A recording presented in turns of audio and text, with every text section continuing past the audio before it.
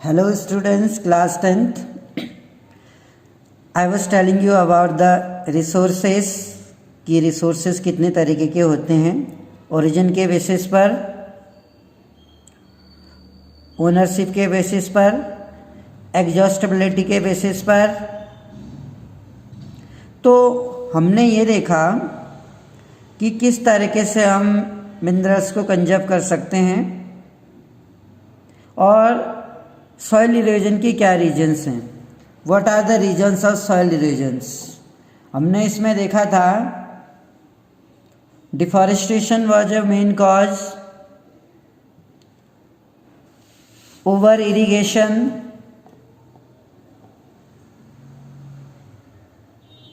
Over grazing and mining, ये कुछ कारण थे सॉइल इरोजन के। सॉइल इरोजन को रोकने की मेथड्स जो थी, तरीके जो थे, हम कैसे सॉइल इरोजन को रोक सकते हैं, how can we stop the soil erosion, by doing afforestation करके,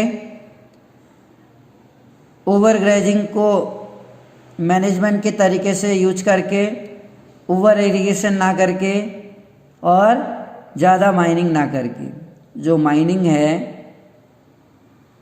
ये कुछ रीजन है, कुछ कारण है जिसके कारण हम सॉइल इरोजन को रोक सकते हैं। एल्यूवियल सॉइल के बारे में हम देखेंगे कि क्लासिफिकेशन ऑफ जो सॉइल कर रहे थे, जैसे टॉप सॉइल हमने पढ़ा था, सब सॉइल पढ़ा था, पेरेंट रॉक हमने पढ़ा था। एल्यूवियल सॉइल को अगर हम देखें, this is the most widely spread. ये जो एल्यूवियल सॉइल है वो सबसे वाइडली मतलब ज़्यादा भूभाग पर फैली हुई है और इम्पोर्टेंट सॉइल मानी जाती है और सबसे ज़्यादा उपजाऊ होती है। ये एग्जाम में आ सकता है कि which is the most fertile soil, तो you will write alluvial soil. Entire पूरे नॉर्थन प्लेस, उत्तरी मैदान जो है एल्यूवियल सॉइल का ही बना है। कारण क्या होता होगा कि पूरा जो इंटायर नॉर्थन प्लेन है वो एल्यूवियल सॉइल का ही बना है। मैं बताऊं इसके पीछे रीजन। जो गंगा प्लेन है वो पहाड़ों से अपने साथ कंकड़, पत्थर और बहुत सारी उपजाऊ मिट्टी को बहा के लाती है, और जब वो मैदानी भागों में आती है, जैसा कि नॉर्थन प्लेन में जब ये आती है, तो अपने साथ जो मिट्टी, उपजाऊ मिट्टी लेके आती है वो है एल्यूवियल सॉइल। बहुत उपजाऊ होती है, कृषि की जाती है इस मिट्टी में। These have been deposited by 3 important Himalayan river. मैंने अभी बताया गंगा नदी के अलावा 3 इम्पॉर्टेंट हिमालयन रिवर हैं जो अपने साथ इस तरह का डिपॉजिट जमा करती है। इंडस, जिसे सिंधु नदी बोलते हैं, जो मानसरोवर से निकलती है, जम्मू कश्मीर से होती हुई पाकिस्तान चली जाती है।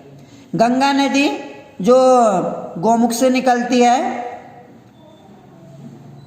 उत्तराखंड में और हरिद्वार आती है और अपने साथ उपजाऊ मिट्टी लाके एक नॉर्थन प्लेन्स का निर्माण करती है।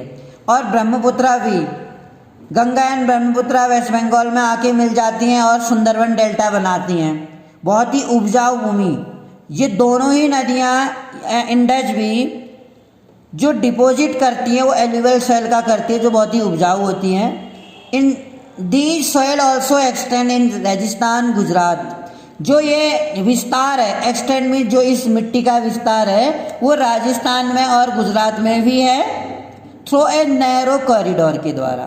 एक कॉरिडोर कहते हैं, एक तंग बिल्कुल जो कंजस्टेड है उसका कॉरिडोर, रास्ता बना हुआ है राजस्थान और गुजरात में, उसके द्वारा बह के आती है। ये कॉरिडोर बना हुआ है, नदी का कॉरिडोर, नैरो कॉरिडोर है, वो बहुत बड़ा नहीं है, कंजस्टेड है। Alluvial soil is also found in eastern coast plains. Alluvial soil पूर्वी एक तटीय मैदान में भी पाया जाता है, इन द डेल्टा ऑफ महान नदी। अगर हम महान नदी की बात करें, अमरकंटक से निकलती है छत्तीसगढ़ से और उड़ीसा होते हुए बे ऑफ बंगाल में गिर जाती है। तो महानदी भी जो डेल्टा बनाती है वो एक एल्यूवियल सॉइल, मतलब फर्टाइल सॉइल निकलती है। और गोदावरी भी, कृष्णा और कावेरी, इट मीन्स महादेवी, गोदावरी, कृष्णा और कावेरी। इसमें मैं आपको बता दूं, जो कावेरी नदी है कर्नाटक में बहती है, वहाँ भी एल्यूवियल सॉइल का निर्माण होता है। गोदावरी और कृष्णा नदी महाराष्ट्र के महाबलेश्वर से निकलती है। तो चाहे ये आपकी जो रिवर है, ये आपने 9th में पढ़ा था, ईस्ट फ्लोइंग रिवर है, महानदी, गोदावरी, कृष्णा और कावेरी। कावेरी को तो दक्षिण गंगा बोलते हैं, दक्षिण की गंगा कावेरी कर्नाटक में बहती है। कृष्णा और गोदावरी महाराष्ट्र से निकलती है और महानदी अमरकंटक से निकलती है। The alluvial soil consist of various proportion of sand, silt and clay. जो एल्यूवियल सॉइल है उसमें जो प्रोपोर्शन अनुपात होता है, रेशियो होता है सैंड का, सैंड भी है, सिल्ट है और क्ले। जो सैंड्स होती हैं छोटी सैंड्स नदियों में, समुद्रों में जो छोटे छोटे कंकड़ होते हैं, उसमें बेसिकली इसमें पत्थर ना के बराबर होते हैं, लेकिन यहाँ पर इसमें चमकीले तत्व पाए जाते हैं सिल्ट में, और क्ले होती है। एज वी मूव इनलैंड्स, जैसे हम ऊपर की ओर देखें टूवर्ड्स रिवर वैली में, जो सॉइल पार्टिकल्स हैं appear somewhat bigger in size. जो मिट्टी के कण हैं पार्टिकल्स कुछ बिगर दिखते हैं साइज में। In the upper reaches of river valley, ऊपर की जो नदी घाटी है, near the place of break of slope, ढालों में सॉइल आर कोर्स के मतलब बहुत ही हार्ड टाइप की मिट्टी, कोर्स मिट्टी होती है। Such soil are more common, piedmont plain such as Duar, Chos and Terai. इनके नाम है, ये जो मैदानी भाग हैं उनके नाम है डॉस, चौस एंड तराई भाग। Apart from the size of the grains और components, soil are also describe on the basis of their age. इन सॉइल को सॉइल की एज के आधार पर भी हम सॉइल को डिवाइड करते हैं। According to their age alluvial soil can be classified. Age के अगर बात करें, इस एज के बेसिस पर अगर हम एल्यूवियल सॉइल को क्लासिफाइड करते हैं तो हम देखते हैं ओल्ड एल्यूवियल जो सॉइल है वो बांगर के नाम से, न्यू एल्यूवियल सॉइल खादर के नाम से जानी जाती है। The Bangar soil has higher concentration of kankar nodules than the Khadar. जो बांगर सॉइल है उसमें हायर कंसंट्रेशन होता है हैंगर का, नूडल्स जो वैसे बने होते हैं लेयर्स टाइप की, खादर के मुकाबले में बांगर की ज़्यादा लेयर्स बनी होती है नूडल्स टाइप में। It has more fine particle in is more fertile than the Bangar. लेकिन अगर हम खादर की बात करें, अगर इसमें नूडल्स नहीं भी होते हैं तो इट इज़ गुड, क्योंकि जो खादर सॉइल है वो more fertile soil than the Bangar. जो बांगर सॉइल है वो ओल्ड एल्यूवियल सॉइल है और जो खादर सॉइल है वो न्यू एल्यूवियल सॉइल है। And bangar is less fertile and khadar is more fertile. ये लेस फर्टाइल है, ये मोर फर्टाइल है। ये ओल्ड एल्यूवियल सॉइल है बांगर, बी नाम है ABCD, तो बी वाला क्या है, ओल्ड है, के वाला न्यू है, ऐसे याद रखना। Alluvial soil as whole are very fertile. Alluvial soil की अगर हम बात करें बहुत फर्टाइल होती है ये। Mostly these soil contain adequate proportion of potash, पर्याप्त, एडुकेट मीन्स पर्याप्त मात्रा में इसका जो रेशियो होता है पोटास, फास्फोरिक एसिड और लाइम। लाइम यानी चूना होता है, इसमें पोटास होता है और फास्फोरिक एसिड पाया जाता है इस मिट्टी में, which are ideal for the growth of sugarcane. याद रखिएगा एग्जाम में आता है कि एल्यूवियल सॉइल में कौन सी क्रॉप्स बेसिकली उगाई जाती है, तो आप कहेंगे शुगर केन, गन्ना उगाया जाता है इसमें, पैडी यानी चावल से रिलेटेड, धान जिसे बोलते हैं, चावल नहीं बोला जाता है, धान जिसे बोलते हैं, पैडी मतलब धान, धान उगाया जाता है, वीट गेहूं उगाए जाते हैं, एंड अदर सीरियल्स और अन्य फसलें और दालें भी उगाई जाती हैं due to its high fertility, क्योंकि इसमें फर्टिलिटी ज़्यादा होती है। Reasons of alluvial soil are intensively cultivated, बहुत ज़्यादा भूभाग पर कल्टीवेट किया जाता है और जहाँ पर पॉपुलेशन बहुत ज़्यादा होती है। बेसिकली मैंने आपको कल बताया था कि हरिद्वार जैसे इलाका है वहाँ डेंसली पॉपुलेटेड है, तो हरिद्वार में नॉर्थर्न प्लेन्स का निर्माण हुआ है क्योंकि यहाँ पर इस एल्यूवियल सॉइल के कारण यहाँ पर फर्टिलिटी ज़्यादा है, तो पॉपुलेशन भी ज़्यादा है यहाँ पर, डेंसिटी, तो यहाँ पर आसानी से चावल वगैरह, शुगर केन वगैरह उगाया जाता है। Soil in the drier area are more alkaline, ज़्यादा एल्कलाइन होती है ड्रायर एरिया में, and can be productive after treatment and it. लेकिन जहाँ पर ज़्यादा एल्कलीन होती है ये ज़मीन, वहाँ पर हम देखते हैं प्रॉपर ट्रीटमेंट के द्वारा, after doing the proper treatment, अगर एल्कलीन ज़्यादा है, कहीं पर मतलब ड्राइनेस ज़्यादा है, सूखापन ज़्यादा है, तो उस कंडीशन में प्रॉपर ट्रीटमेंट के द्वारा आइदर हाइल्डिंग वैरायटी सीड्स को यूज करते होंगे, प्रॉपर इरिगेशन फैसिलिटीज, पंपेसाइड यूज करते होंगे, पेस्टिसाइड्स यूज करते होंगे, ट्रैक्टर्स यूज करते होंगे और हाई प्रोडक्टिव वाले मेथड अपनाए जाते होंगे, मॉडर्न टेक्नोलॉजी अपनाई जाती होगी और इरिगेशन फैसिलिटी के द्वारा उन इलाकों में कल्टीवेशन को पॉसिबल बनाया गया है। और जहाँ पर पोटास, फास्फोरिक एसिड, लाइम है, वहाँ पर तो बेस्ट है, ग्रोथ के लिए कोई प्रॉब्लम ही नहीं होती है।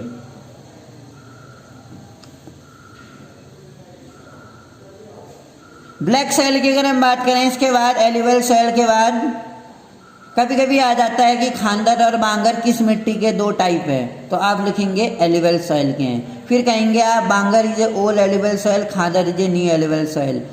बांगर is a less fertile, Khadar is a high fertile या मोर फर्टाइल।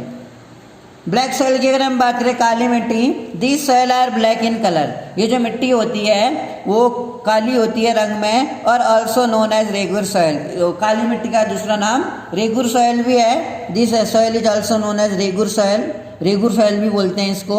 और black soil is ideal for the growing cotton, और काली मिट्टी में कौन सी फसल उगती है बोलेंगे तो आप बोलना कॉटन, सबसे ज़्यादा कॉटन उगाया जाता है इसमें, इसलिए इसको ब्लैक कॉटन सॉइल भी बोलते हैं। इट इज़ बिलीव, ये यकीन किया जाता है या ये माना जाता है कि क्लाइमेटिक कंडीशन, कौन कौन सी क्लाइमेटिक कंडीशन है इसके, अलॉन्ग विथ पेरेंट्स रॉक्स, बिल्कुल एक चट्टानी जो चट्टान होती है, मटेरियल्स आर इम्पॉर्टेंट फैक्टर, जो मटेरियल्स इसके इम्पॉर्टेंट फैक्टर है इस काली मिट्टी के बनने के लिए। पेरेंट रॉक एक चट्टानी होती है, नुकीली चट्टान है, वो रिस्पॉन्सिबल है काली मिट्टी के फॉर्मेशंस के लिए, या यहाँ ज्वालामुखी वॉल्केनो इरप्शंस होते हैं।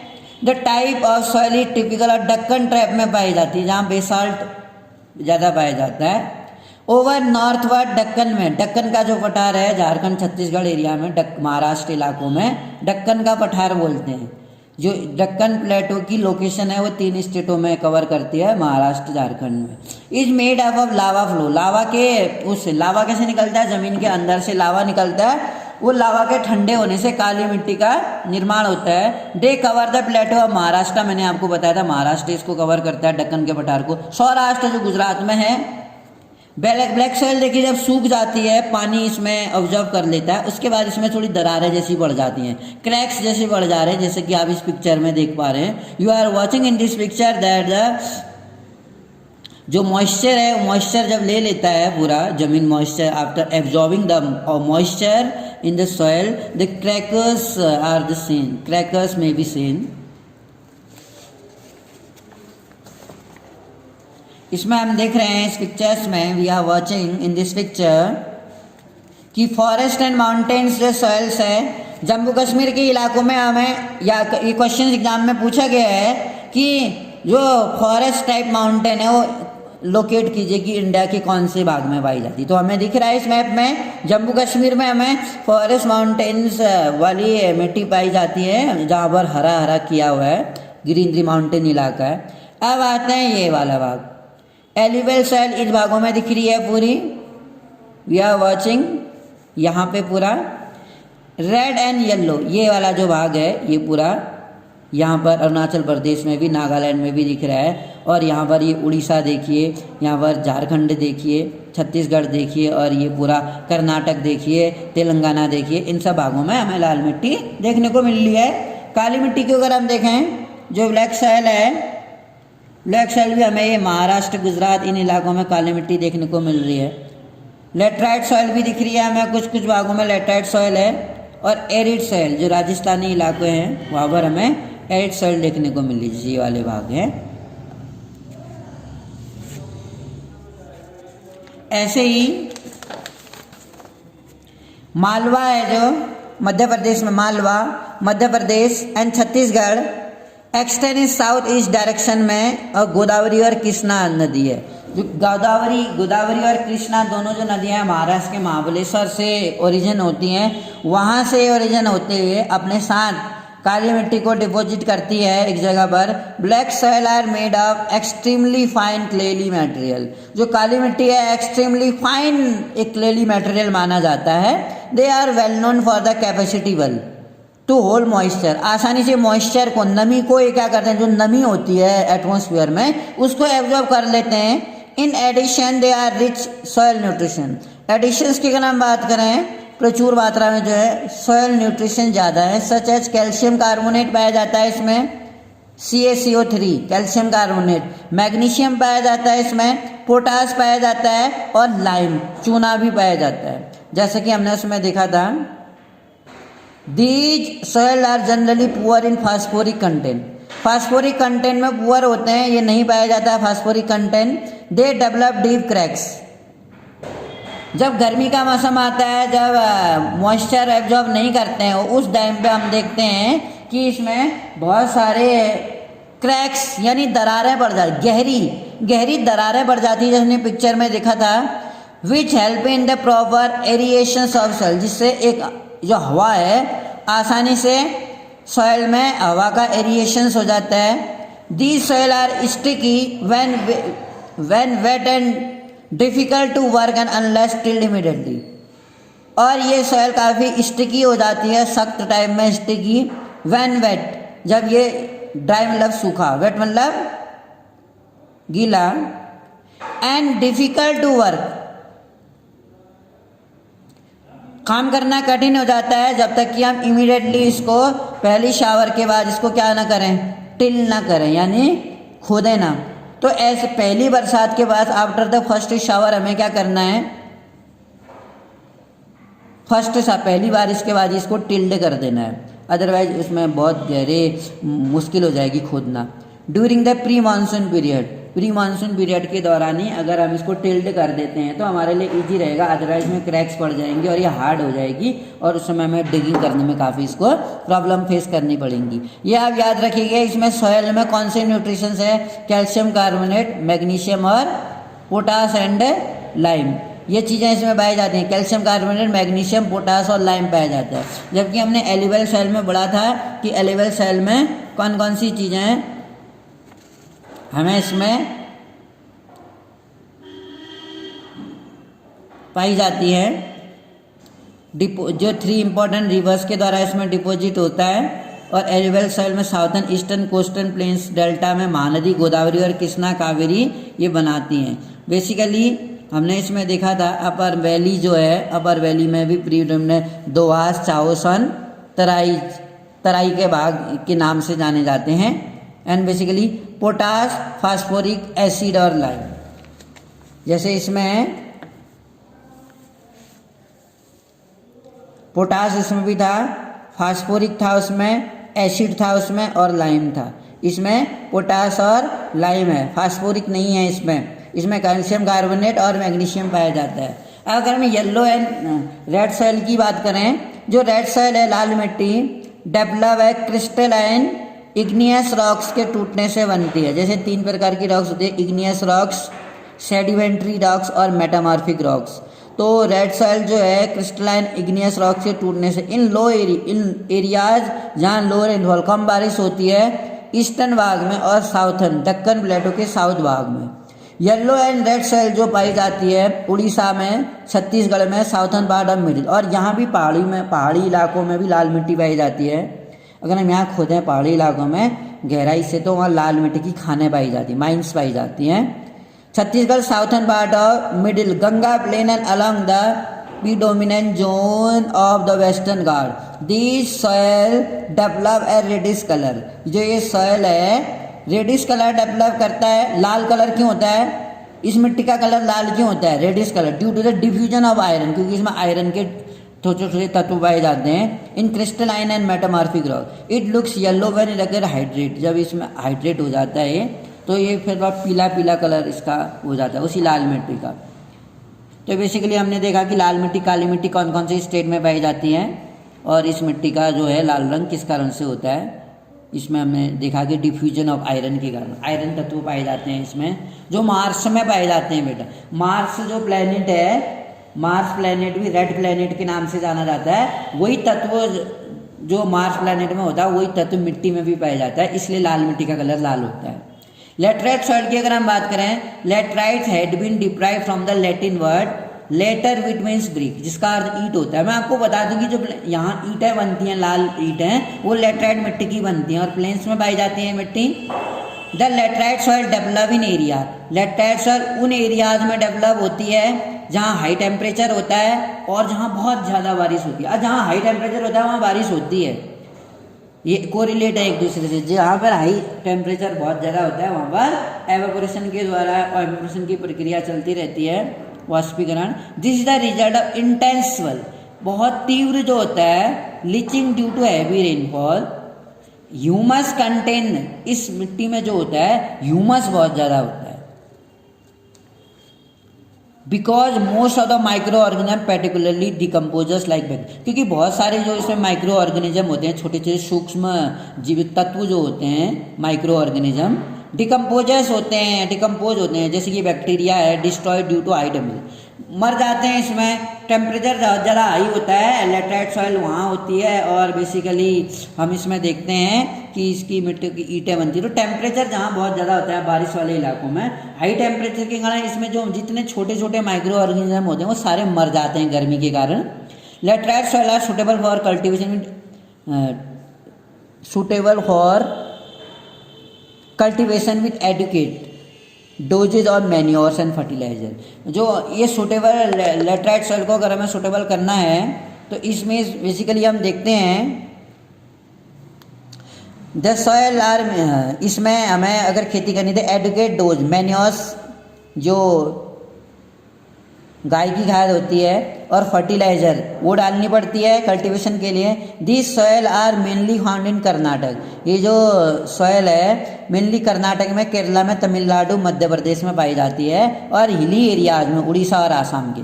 आफ्टर एडॉप्टिंग एप्रोप्रिएट सॉयल, उपयुक्त सॉयल एडॉप्ट करने के बाद, कंजर्वेशन टेक्निक अपनाने के बाद हिली एरियाज के कर्नाटक, केरला और तमिलनाडु में ये जो सॉयल होती है वो टी और कॉफ़ी के लिए बहुत ही ज़्यादा यूजफुल होती है। बेसिकली आप समझ सकते हैं कि ये सॉयल कहाँ कहाँ पाई जाती है, कर्नाटक, केरला, तमिलनाडु, साउथ के इलाकों में, मध्य प्रदेश में भी और उड़ीसा और आसाम की हिली एरियाज में भी ये मिट्टी पाई जाती है।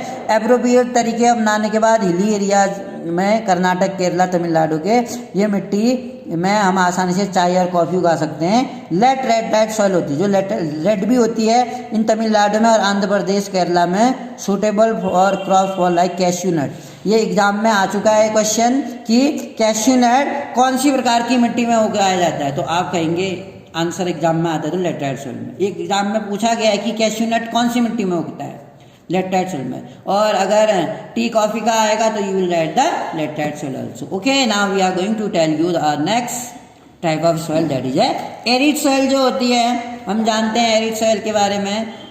Arid soil range from red to brown, लाल से भूरी होती है कलर में, and they are generally sandy, sandy होती है, इसकी जो बनावट होती है सैंडी, एक बालू टाइप की, and saline in the nature. In some areas, कुछ इलाकों में, the salt content is very high, जो साल्ट होता है यानी नमक बहुत ज़्यादा हाई होता है, and common salt is obtain by evaporating the water. और कई बार जो कॉमन साल्ट ऑब्टेन होता है ज़्यादा एवापोरेट हो जाता है जब पानी, तब due to dry climate, dry climate के कारण हाई टेम्परेचर में एवोपोरेशन जल्दी हो जाता है इस मिट्टी में। जब क्लाइमेट बहुत क्या होता है सूखा होगा और टेम्परेचर ज़्यादा होगा तो एवोपोरेशन ज़्यादा फास्ट होगा।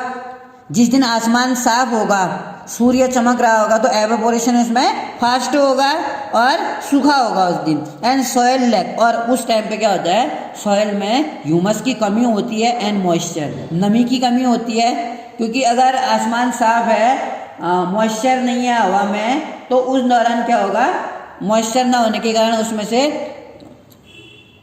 ह्यूमस और इसकी कमी हो जाएगी, मतलब वो फास्टर प्रक्रिया होगी एवेपोरेशन की। क्योंकि हवा में जब पानी नहीं होता है उन कंडीशन में एवेपोरेशन फास्ट होता है, जब हवा में पानी नहीं होता है।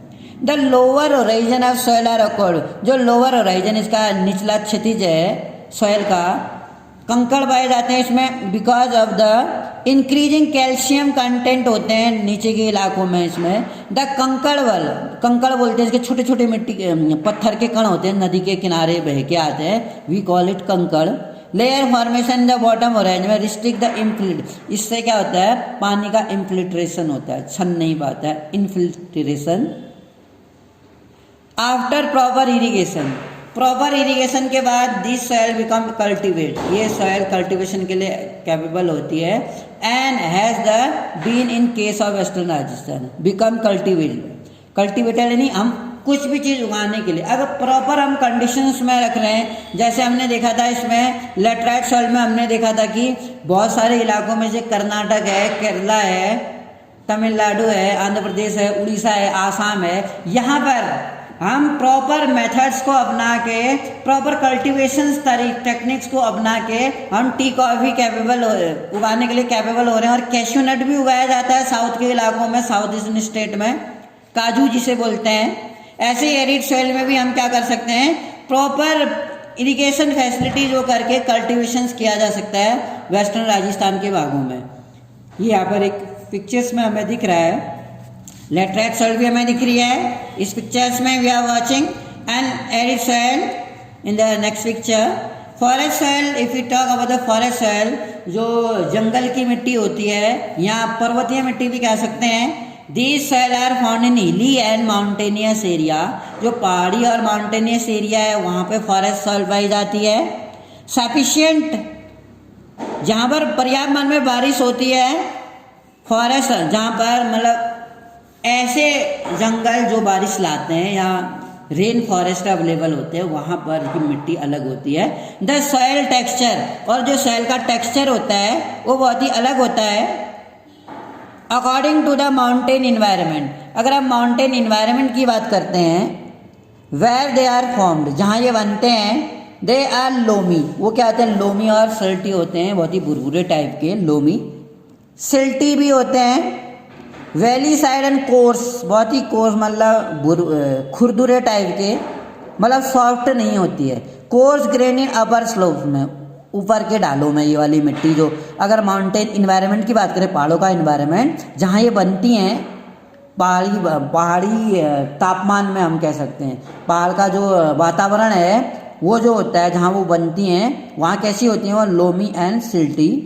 वैली साइड में कोर्स होती हैं, इन अपर स्लोप्स में हो। In the snow covered area, और जहाँ बर्फ़ पड़ती है वहाँ, जहाँ बर्फ़ पड़ती है हिमालयों में वहाँ कैसी, the soil experience denudation are an acidic, वहाँ पर घटता जाता है इसका डेनुडेशंस एंड आर एसिडिक, बल एसिडिक होती हैं वहाँ पर, विथ लो ह्यूमस, जिसमें कम ह्यूमस होता है। The soil found in lower part of valley, और ये मिट्टी निचले की घाटियों में जो पर्टिकुलर रिवर के टेरेसेस में, नदी के किनारे के भाग जो टेरेसेस होते हैं। And alluvial fans are but, और वहाँ पर जो एल्यूवियल के जो तत्व होते हैं वो भी पाए जाते हैं। अब हम देखें soil erosion and soil conservation. Soil erosion के कारण क्या हैं, what are the reasons of soil erosions and soil conservation हम कैसे कर सकते हैं। The denudations of soil cover and substrate washing down it describe as soil erosion. हम देखते हैं जो डेनुडेशंस है, जमीन का एकदम तेजी से कटना, डेनुडेशन होता है सॉइल का। कवर एंड सब्सट्रेट मतलब कंटिन्यूसली वॉशिंग डाउन, बहते जा रहा है मिट्टी। And describe as soil erosion, इसी को हम सॉइल इरोजन बोलते हैं। कभी आता है कि what is soil erosion, exam में आप लिख सकते हैं। The process of soil formation, जो मिट्टी बनने की प्रोसेस है, एंड इरोजन जो है वो एक साथ चलती हैं, go on smoothly and generally there is a balance, और इसमें बैलेंस होता है between the two. Sometimes the balance is disturb due to human activity. Soil formation और सॉइल डेनुडेशंस की जो प्रोसीजर है this go on together, but sometime क्या होता है, ये जो बैलेंस है डिस्टर्ब हो जाता है जब ह्यूमन एक्टिविटी जो हमारी interference, it means indirectly many time we see that though the interference of human activities जैसे डिफॉरेस्टेशन हम तेजी से अगर कहीं पर पेड़ काटते जा रहे हैं तो सॉइल इरोजन हो जाएगा, क्योंकि पेड़ की जड़ें क्या करते हैं, मिट्टी को अपने पास बांधे रखती हैं, इससे सॉइल इरोजन नहीं हो पाता है। तो जहाँ पर नदी वाले इलाकों में अगर हम पेड़ लगाते हैं तो वहाँ पर क्या होता है, जो बाढ़ का पानी होता है उसका जो फ्लो होता है उसको कम कर देते हैं पेड़। डिफॉरेस्टेशन के कारण ओवरग्रेजिंग, हम कंटिन्यूसली अगर 400, 500 या 1000 भेड़ों को या गायों को एक जगह पर चरा रहे हैं तो हम देखते हैं कि कंटिन्यूसली वहाँ पर जो वेजिटेशन होती है वो नष्ट हो जाती है, जिसके कारण सॉइल इरोजन देखने को मिलता है।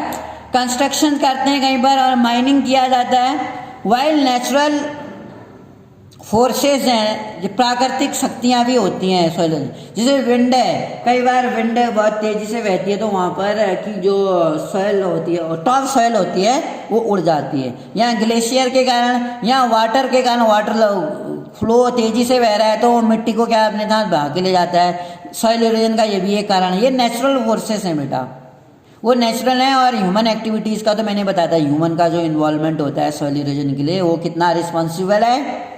वाइल नेचुरल फोर्सेस अगर हम देखें लाइक विंड, ग्लेशियर, वाटर, लेटिस सॉइल इरोजन के कारण है। द रनिंग वाटर, जो बहता हुआ पानी है, कट्स वेल, वो क्या होता है, काट देता है बहता हुआ पानी थ्रो द क्लेली सॉइल को एंड मेक डीप चैनल्स, गहरे चैनल्स बना देता है एज गुलीज। जैसा हम इस पिक्चर में देख रहे हैं, बहुत तेज़ी से अगर किसी ज़मीन पर ऐसे में पानी फेंक रहे हैं तो ये पानी तो बह जाता है, लेकिन वो क्या कहता है, बहुत गहरी दरारें छोड़ जाता है। इनको ही गुली इरोजन बोलते हैं। दीज आर कॉल्ड गुली erosion. The land become unfit for cultivation, और इस कारण से जो लैंड है अनफिट हो जाती है कल्टिवेशंस के लिए, हम कल्टिवेशन नहीं कर पाते हैं उस जगह पर। And is known as a bad land, और ये बैड लैंड के नाम से जानी जाती है। इन द चंबल, मध्य प्रदेश में चंबल वैली है, चंबल बेसिन, वहाँ पर इस लैंड को रेवराइंस बोलते हैं। सम टाइम, कभी कभी क्या होता है, वाटर फ्लो, पानी बहता है as a sheet cover large area down a slope. In such cases में the top soil is washed away, जो टॉप सॉइल है वो बह जाती है। जब उस कंडीशन में जब वाटर फ्लो तेजी से फ्लो होता है और लार्ज एरिया में डाउन द स्लोप के सिमिलर बहता है पानी, जब कई बार ढाल ज़्यादा है, ऐसा ढाल है और ऊपर से ऐसे पानी अगर इसमें फ्लो कर रहा है तो ऊपर की जो टॉप सॉइल होती है वो सीधे बह जाती है। इस तरह के इरोजन को सीट इरोजन कहते हैं। आपको एग्जाम में आ सकता है इरोजन के टाइप, तो पहला मैंने आपको गुली इरोजन बताया, दूसरा मैंने आपको सीट इरोजन बताया।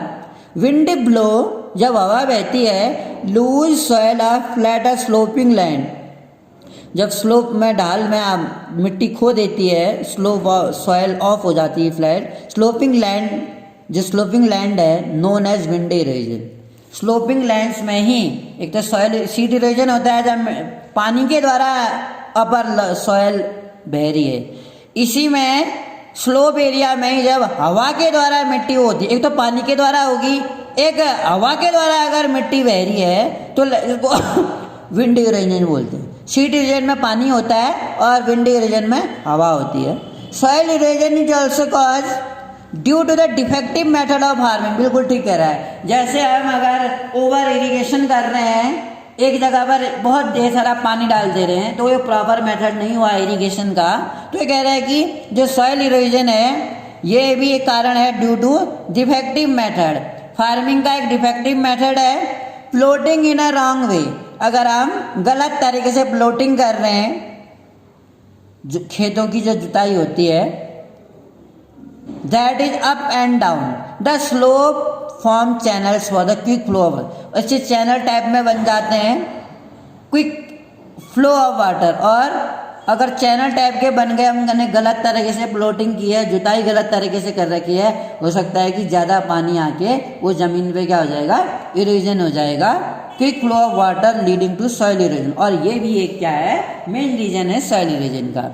प्लॉटिंग हम करते हैं, देखिए जैसे प्लॉटिंग अलॉन्ग, प्लॉटिंग के साथ कंटूर लाइन्स कैन, जो कंटूर लाइन्स होती हैं पहाड़ों पर जो खेत होते हैं, कंटूर फार्मिंग हमने देखी है। Contour plottings steps can be cut on slopes, और इससे भी स्लोप्स कट जाते हैं ढाल, और टेरेसेस बनते हैं। और टेरेसेस जो टेरेस कल्टीवेशंस जो होती हैं रिस्ट्रिक्टेड, टेरेस कल्टीवेशंस करना पड़ता है हमें इरोजन को रोकने के लिए। इट मीन्स कंटूर प्लॉटिंग हम क्यों कर रहे हैं, क्योंकि अगर हम प्लॉटिंग कर रहे हैं, कंटूर लाइन्स अगर हम नहीं बना रहे हैं, कंटूर प्लॉटिंग में स्टेप्स जो होते हैं कैन बी कट, काटे जाते हैं, ढाल में स्टेप्स काटे जाते हैं और टेरेस बनाए जाते हैं। मतलब जैसे खेत है, इस खेत के चारों ओर मिट्टी के ढेले टाइप के लगा दिए जाते हैं ताकि पानी वो क्या है ज़्यादा फ्लो करके उस जगह की मिट्टी को ना बहा ले जाए। टेरेस कल्टीवेशन बोलते हैं, इससे भी इरोजन को रोक सकते हैं। वेस्टर्न एंड सेंट्रल हिमालय में है टेरेस कल्टीवेशन से इरोजन रुका है, रिस्ट्रिक्ट करता है उसको। वेस्टर्न और सेंट्रल हिमालय में वेल डेवलप्ड टेरेस फार्मिंग की जाती है, हिमालयन भागों में, पहाड़ों में होती है टेरेस फार्मिंग। लार्ज फील्ड में can be divided into stripes, strip of grass are left to grow between the crops. जो स्ट्राइप्स ऑफ ग्रास होते हैं, घास जो होती है बड़ी बड़ी, वो उगाई जाती है बिटवीन द क्रॉप्स में। This break off the force of wind, अगर बीच बीच में हम थोड़ी घास उगा रहे हैं, वो क्या करता है, वो तोड़ देता है जो विंड का फ्लो है, फोर्स है, विंड का फोर्स टूटने से मिट्टी में ज़्यादा दबाव नहीं बनेगा तो मिट्टी बहेगी नहीं। जैसे हमने इसमें पढ़ा था विंड इरोजन, जो पढ़ा था, विंड इरोजन को रोकता है अगर हम फसलों के बीच में इस तरह की घास लगाते हैं तो। दिस मैटर इज नोन है स्ट्रिप क्रॉपिंग, जिसे कहा जाता है फोर्स ऑफ विंड को तोड़ने के लिए। Planting lines of tree, planting भी की जाती है, जैसे मैंगो के हैं या बनाना की प्लांटेशंस की जाती है, रबर प्लांटेशंस है।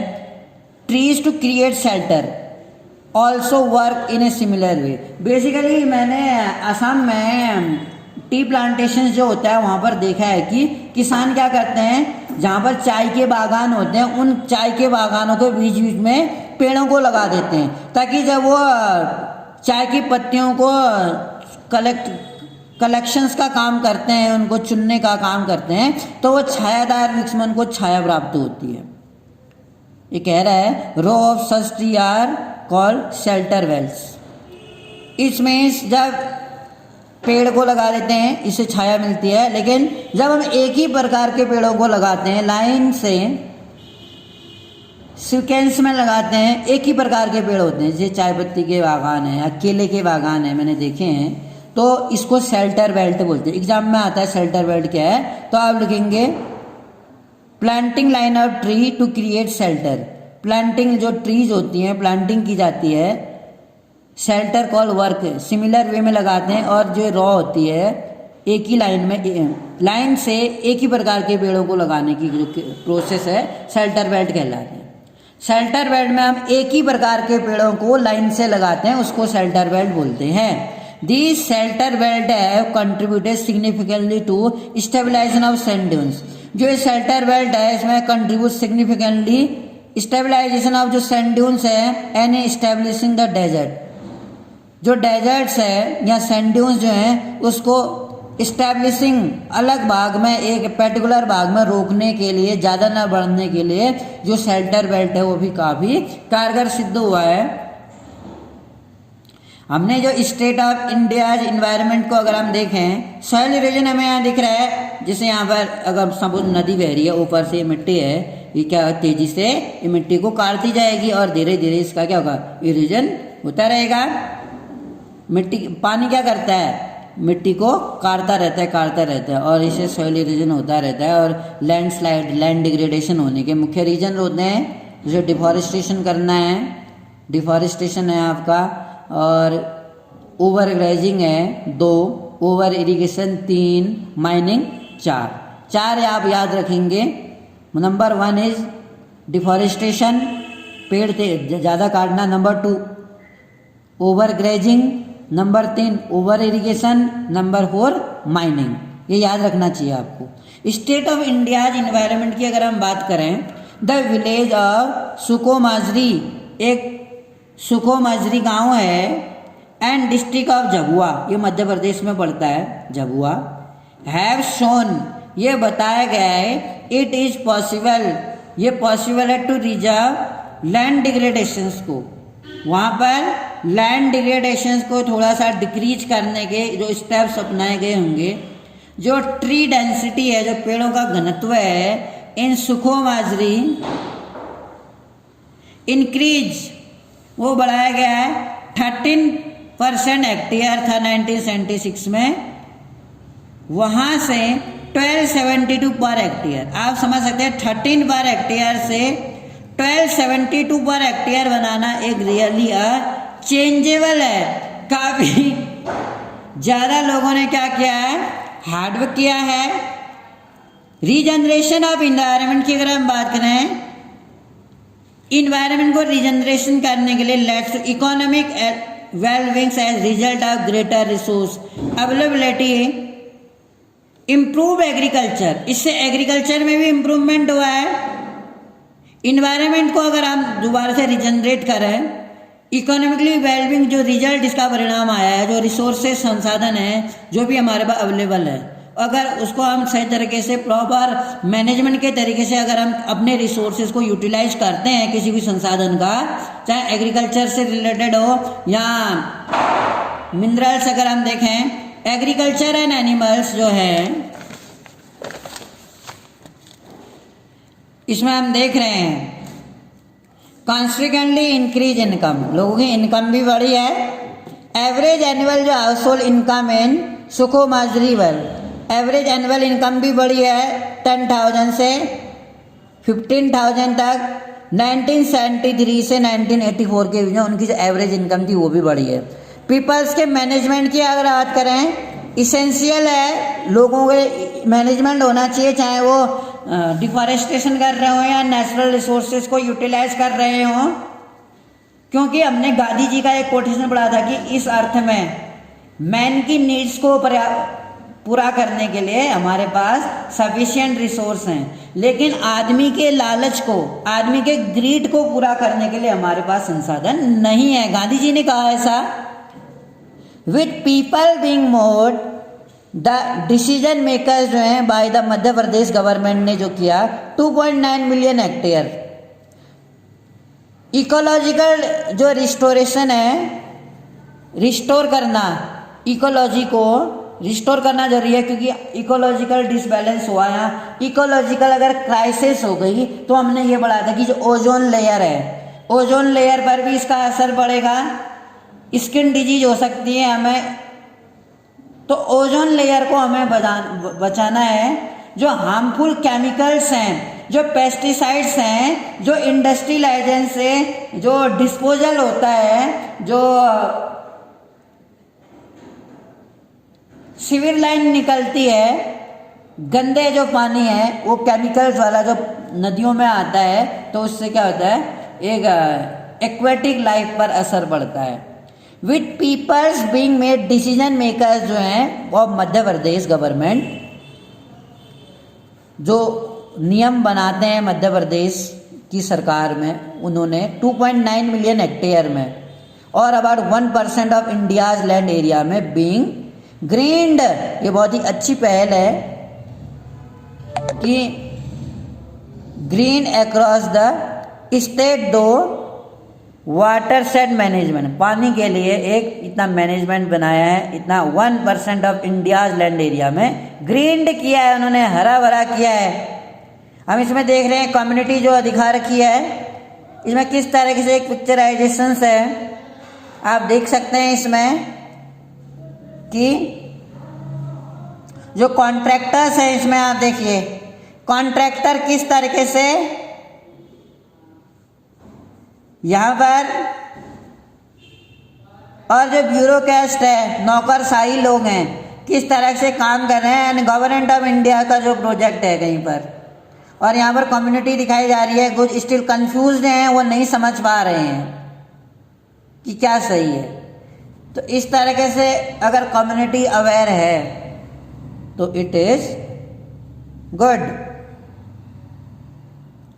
तो इन दिस वे हमने इसमें पढ़ा देखिए इसमें एक अच्छा क्वेश्चन है कि which of the following type of resource is iron ore well, जिसमें आयरन ओर होते हैं, जैसे रिन्यूएबल हैं, रिन्यूएबल में नहीं, फ्लो बायोटिक में। बायोटिक मैंने बताया था, बायोटिक कौन होते हैं, जैसे ह्यूमन बीइंग है, फ्लोरा है, फोना है। ह्यूमन बीइंग, फ्लोरा, फोना और लाइव स्टॉक जो जानवर हैं वो बायोटिक हैं। रिन्यूएबल जो है बार बार हम रिन्यू कर सकते हैं, जैसे सोलर एनर्जी है, विंड एनर्जी है, जियोथर्मल एनर्जी है, हाइड्रो इलेक्ट्रिसिटी है, वो रिन्यूएबल में होते हैं। रिन्यूएबल को दूसरा नाम क्या है जानते हैं आप? That is a non conventional. और जो नॉन रिन्यूएबल हैं उनको कन्वेंशनल बोलते हैं। लिख सकते हैं आप, नॉन रिन्यूएबल को कन्वेंशनल बोलते हैं और रिन्यूएबल को नॉन कन्वेंशनल बोलते हैं। नॉन रिन्यूएबल मतलब कन्वेंशनल लगेगा इसमें, नॉन वाले में कन्वेंशनल और रिन्यूएबल वाले में नॉन कन्वेंशनल। तो नॉन रिन्यूएबल जो है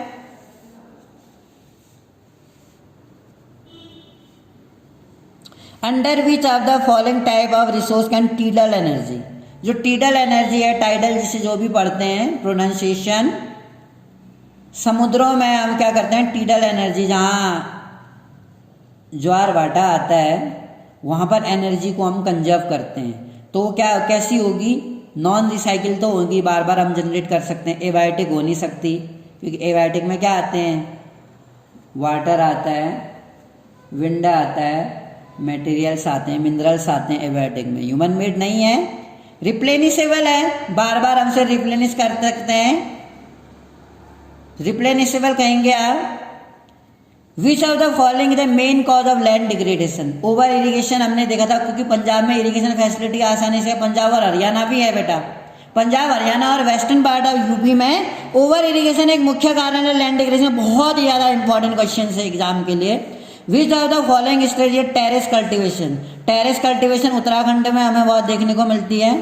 काली मिट्टी कहाँ पाई जाती है, black soil is found in Gujarat and Maharashtra. और कौन सी फसल होती है इसमें, काली मिट्टी में, काली मिट्टी में होती है कॉटन। और काली मिट्टी का दूसरा नाम क्या है, रेगुर। ये एक ही क्वेश्चन से आप कई सारे क्वेश्चंस बना सकते हैं। And I hope you understood. Thanks for joining me, thank you.